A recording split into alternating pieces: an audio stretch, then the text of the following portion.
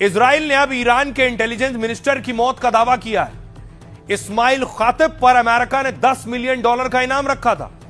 कल इजराइल ने ईरान के सिक्योरिटी चीफ की मौत का दावा किया था। अली लारिजानी ईरान के नेशनल सिक्योरिटी काउंसिल के सचिव थे। जंग के पहले ही दिन ईरान के सुप्रीम लीडर की मौत हो गई। ईरान के टॉप लीडर्स और कमांडर की मौत के बाद ढेरों सवाल उठ रहे हैं। सबसे बड़ा सवाल यह है कि इजराइल को सटीक जानकारी कैसे मिल रही। इस सवाल को लेकर ईरानी मीडिया में एक दिलचस्प रिपोर्ट छपी है। रिपोर्ट के अनुसार तेहरान के ही कुछ लोग इजराइल की मदद कर रहे हैं। तेहरान से उन्हीं लोगों ने खुफिया जानकारी इजराइल तक पहुंचाई है। दरअसल हाल के दिनों में लारिजानी पूरे कॉन्फिडेंस में नजर आ रहे थे। वो कुछ रैली जैसे सार्वजनिक कार्यक्रमों में बार बार दिखाई दे रहे थे। लारिजानी स्थानीय और अंतर्राष्ट्रीय मीडिया के साथ भी जुड़े हुए थे और तेहरान से लगातार लारिजानी का लाइव लोकेशन भेजा जा रहा था। अब ईरान ने खुफिया जानकारी देने वालों की तलाश शुरू कर दी है। नेतन्याहू को एक एक बात की जानकारी होती है। इजराइल ने खामनेई समेत जितने भी ईरानी लीडर मारे हैं उनकी लोकेशन और खुफिया जानकारी मोसाद ने ही दी। इजराइल की मोसाद सबसे शानदार एजेंसियों में से एक है जिसके इनपुट पर कल ईरानी सुरक्षा चीफ लारिजानी मारे गए। बसीज आर्मी कमांडर सुलेमानी को भी मार डाला गया। आज ईरानी खुफिया मंत्री इस्माइल खातिब को मारने का दावा है। दरअसल इजराइल के प्रधानमंत्री नेतन्याहू ने एक बार कहा था, हम अपने दुश्मनों के साथ जो करेंगे वो पीढ़ियों तक गूंजेगा। इसका मतलब है इजराइल कभी अपने दुश्मनों को नहीं छोड़ता है। आपको याद होगा जब हमास ने 7 अक्टूबर को इजरायलियों पर हमला किया तो नेतन्याहू ने 2 साल में गाजा को पूरी तरह तबाह कर दिया। गाजा के आतंकी गुट हमास का पूरा नेटवर्क खत्म कर दिया। हमास के 2 मुखिया, बहुत से टॉप कमांडर मार गिराए। हिजबुल्लाह के चीफ हसन नसरुल्लाह को मौत के घाट उतार दिया।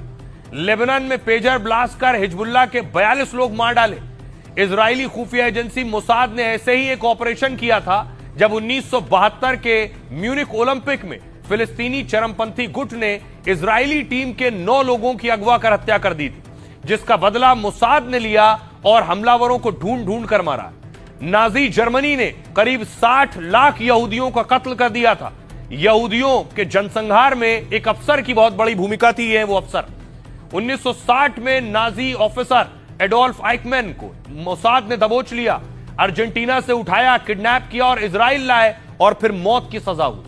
1976 में फिलिस्तीन के गुट ने पेरिस जा रहा प्लेन हाईजैक किया। इस प्लेन में 100 इजरायली और यहूदियों को बंधक बना लिया था। तब मोसाद की जानकारी पर सेना ने ऑपरेशन चलाकर रिहा कराया, लेकिन इस दौरान नेतन्याहू के कमांडर भाई की जान चली गई थी। ईरान की हर खुफिया जानकारी कौन इजराइल पहुंचाता है, यह सवाल जंग में ईरान को सबसे ज्यादा परेशान कर रहा है। बहुत से जासूस पकड़ लिए, तभी ईरानी सरकार ने अपने घर को अब खंगालना शुरू किया तो छानबीन में ईरान से करीब 600 लोगों की गिरफ्तारी हुई। इनमें से एक शख्स को तो फांसी की सजा सुनाई गई है, क्योंकि दावे के मुताबिक ये सब ईरान के दुश्मनों से मिले हुए थे। मतलब इजराइल अमेरिका के लिए जासूसी के आरोप है। रिपोर्ट के मुताबिक जिस जासूस को ईरान में लटका दिया गया, न्यायिक अधिकारियों के मुताबिक उसका नाम अगिल केशवर्ज है।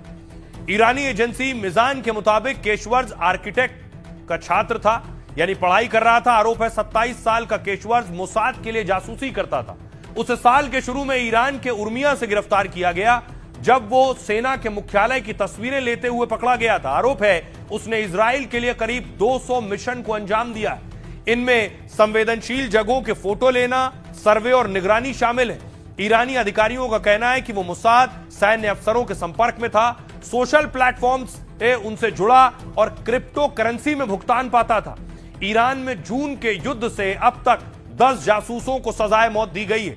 उधर अमेरिका के लिए काम कर रहे 4 जासूसों को भी गिरफ्तार किया गया है। इन लोगों के पास से एक बड़ी मात्रा में हथियार भी बरामद किए गए हैं। ईरान का आरोप है ये लोग खुफिया जानकारी दुश्मन तक पहुंचा रहे थे।